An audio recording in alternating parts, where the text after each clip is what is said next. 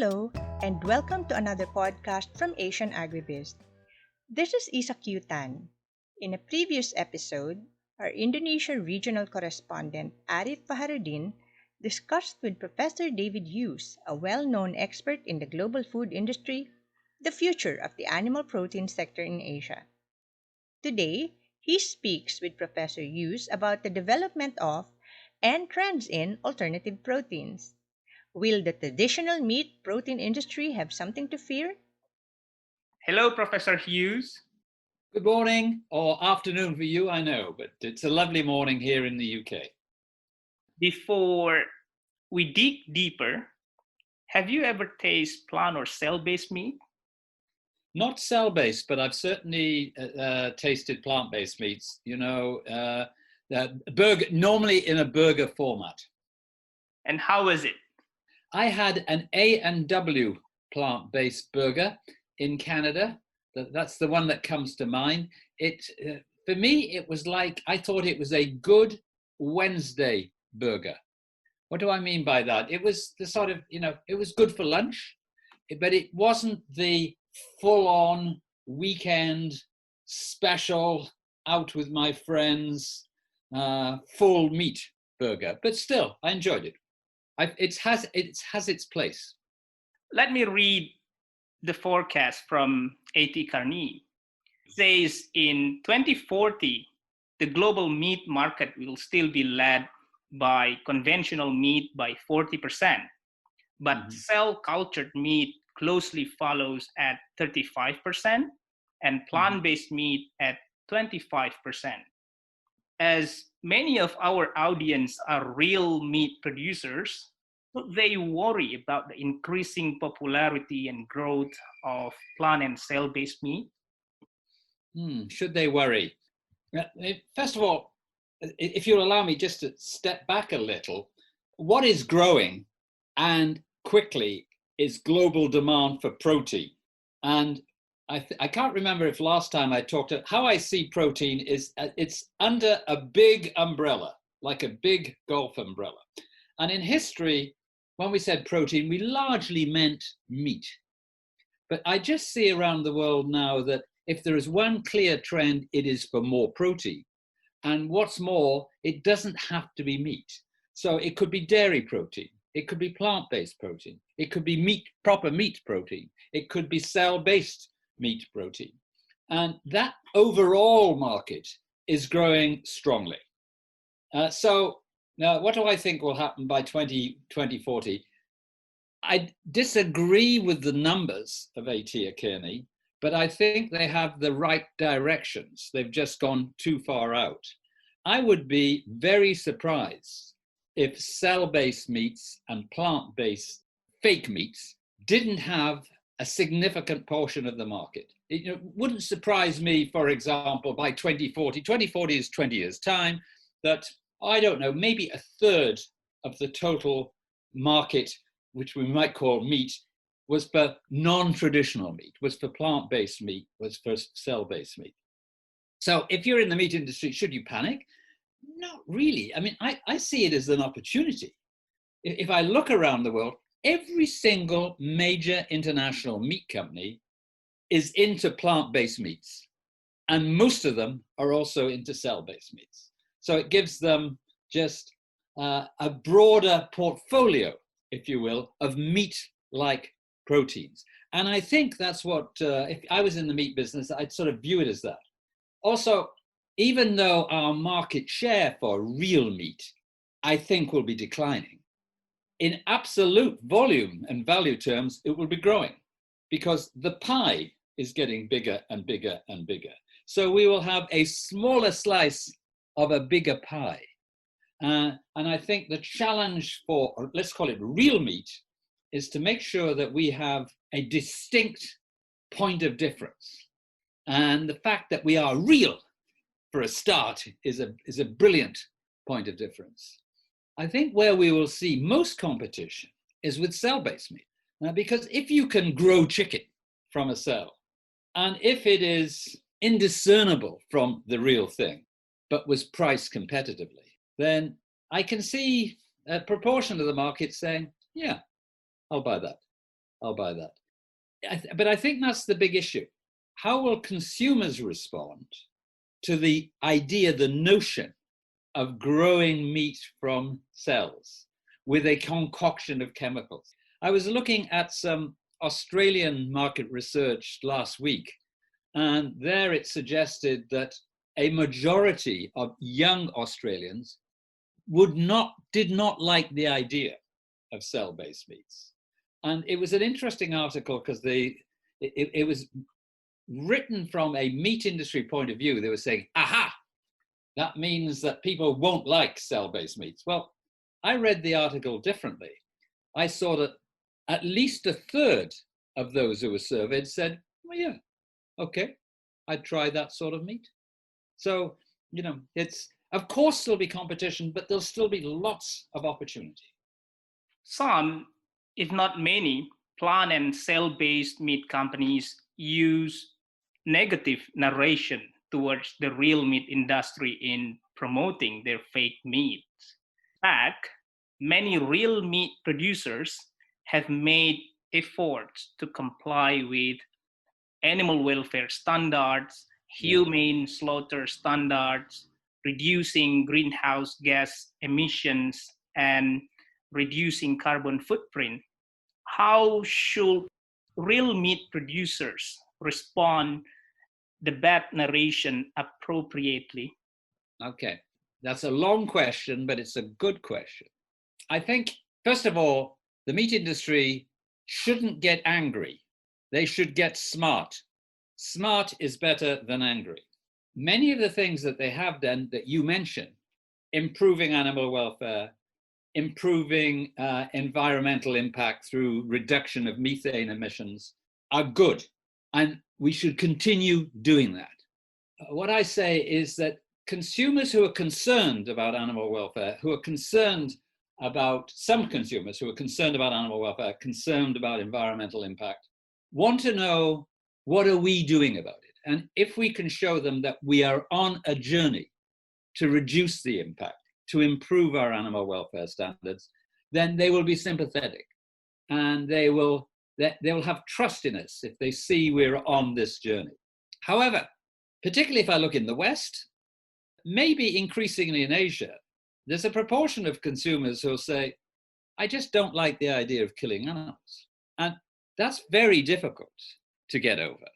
I think we just have to say, in the future, there will be a greater proportion of those who find it unacceptable for us to feed our world with animals, with sentient animals, and that they're not our market. But luckily, that's only a minority. I think I see some of the criticism from the real meat guys for the fake meat guys is they say, look at the concoction of ingredients. And that's a good line to take too, to keep reminding consumers who are anti-meat that look at the alternative. Is it really clean? Is it really healthy? And just to make our point, here is our product. It is identifiably, differentiably different to plant-based. Not all of you will like our product, but some will. And so I think we've got to be clever about how we present ourselves, not angry about how we present ourselves. And if I can go on, you haven't asked me the question, but what will determine success for plant-based meats? Well, first of all, they will not be constrained by finance. Because if you look what's happening around the world, there's huge amounts of money, of venture capital going into plant-based meats. I might have mentioned last time that Impossible Foods and Beyond Meat have taken $1 billion US of venture capital out of the market in the last 18 months.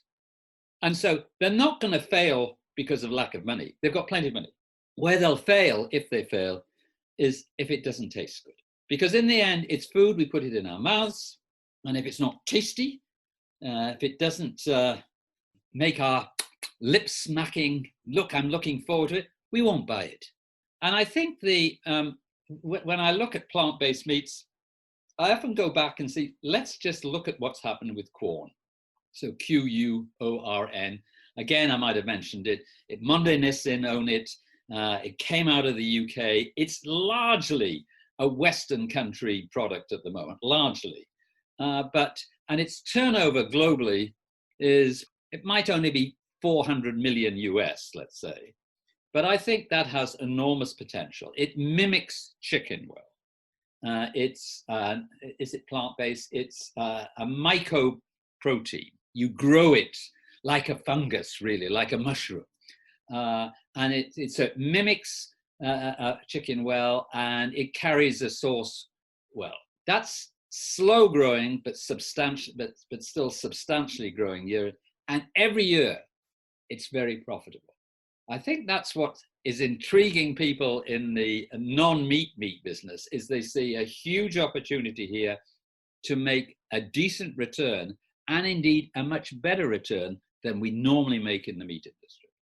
I think that concerns me. If I look at the top 50, the top 50 international grocery companies in the world, so that's food and grocery, at the top 50. Of the top 10, 9 are either alcohol or tobacco firms. They make huge profits. If I go down to the bottom 10, so from 40 down to 50, 5 of them are meat companies and 4 of them are dairy companies. The fact of the matter is that internationally, meat companies are not wildly profitable.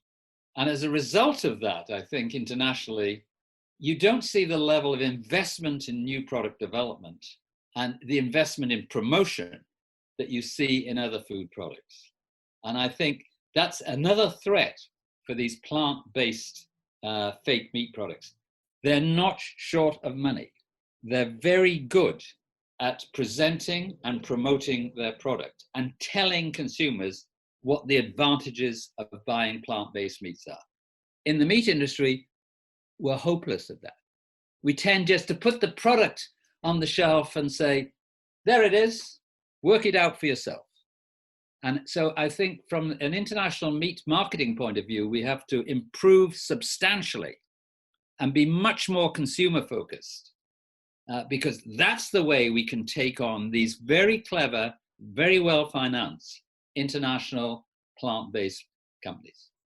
We have seen global food giants such as Tyson, Cargill, ADM, Charun Pokpan have invested in the alternative meat sector. So they also want a bite of this market. Please tell our audience how you see this trend. They want to. Why do they want a bite of it? They want a bite of it on the one hand because they believe there will be growth there. On the other hand, in some respects, they're bullied into it by analysts who are saying, why aren't you in plant-based meats? Look at how fast that's growing. And I won't give you the names, but if I look at some of those international players, as I see them launching plant-based meats, or just as good, a mixture of meat and plant, so a real flexitarian product, I don't know if their heart is in it. You know, they're doing it because they feel they ought to, but that's not good enough. And also, I think what will constrain big international meat companies, which are largely commodity driven, is that they don't have the marketing ethos, or in many respects, the marketing skills to effectively merchandise consumer driven products. You know, they haven't done that in the past, and I don't know if they have the right mindset to change how they market and merchandise their products. As I say, in history, the meat industry globally has tended to be supply push. We produce a lot of product and then we push it through the supply chain and hope consumers will buy it. And if we produce too much, the price goes down. But if there's too little, the price goes up. And that's sort of characteristic of the overall meat industry, that cyclical thing. International food companies like the Unilevers, the Mars, the Danones of this world, they have no interest in that. They want stability of price. They want stability of margin. And that's why they develop strong brands. In the meat industry, we are just starting to work on brand creation, brand development. And we're a long way behind some of these international food players. We'll get there, but it will take time. All right, it's time for quick questions. Mm-hmm. The situation is you are an investor. You just need to answer long term or short term and the reason why you choose that. Are you ready? I'm ready. Conventional meat. Long term. Why? Because in the long term, I think we'll get better. In the long term, just as I was mentioning, I think we will become more consumer orientated. In the long term, I think the better meat companies will get better at brand development. I think in the long term, meat companies will have a better portfolio of products appealing to lower income people, higher income people. I think long term meat companies in that portfolio will also have plant-based products. So they won't just be, nobody will just be in meat. Sorry, there'll be smaller companies, specialized companies that focus exclusively on meat with, which is highly differentiated. It might be, super premium, super natural. I think those will do well, but I think it's more long-term because we're still learning how to do that. That's not a short answer. Okay, next question. Cell-based meat, long-term or short-term? Long-term. I'd be astonished if that does not have a significant part of the market in the next 20 years. It must do. It must do. And I think if I was in a meat company now, a family-owned meat company, and let's say I was the owner, and let's say I was 50 years old, and so I'd got children that were in their 20s that I hope they will be they'll be part of my company as they grow up, and they will end up running my company. I think those children will run a completely different company than me in 20 years' time. Completely different. They'll see more change in the international protein markets than their parent has seen in his or her lifetime. The last one, plant-based meat, long-term or short-term? Medium term. I think the plant-based market is growing and growing really quickly. There's a lot of startup companies. Most of these will fail. The better ones will probably be bought by the bigger ones. That's always been the case. And so from an investment point of view, it's pretty risky investing in a startup plant-based. It's either, it fell flat on its backside and I've lost everything, or great, it's been bought by one of the major players. Interesting. Thank you very much for your time and great explanation, Professor Hughes. Well, I hope to have another opportunity to talk sometime, and I'm always delighted to be working with you. Thank you very much. There you have it. While meat protein producers will need to adjust to meet the challenges brought by non-traditional protein sources, their role in the protein industry remains vital. We hope you found this exchange interesting and thought-provoking. You can download this podcast as well as the previous episode from www.asian-agribiz.com to share with your colleagues. You can also download our other podcasts, including interviews with Gordon Butland on the adoption of in-farm technologies and Tim Walker on the use of barley in broiler diets. This is Isa Tan of Asian Agribiz, thanking you for joining us today and inviting you to our future podcasts.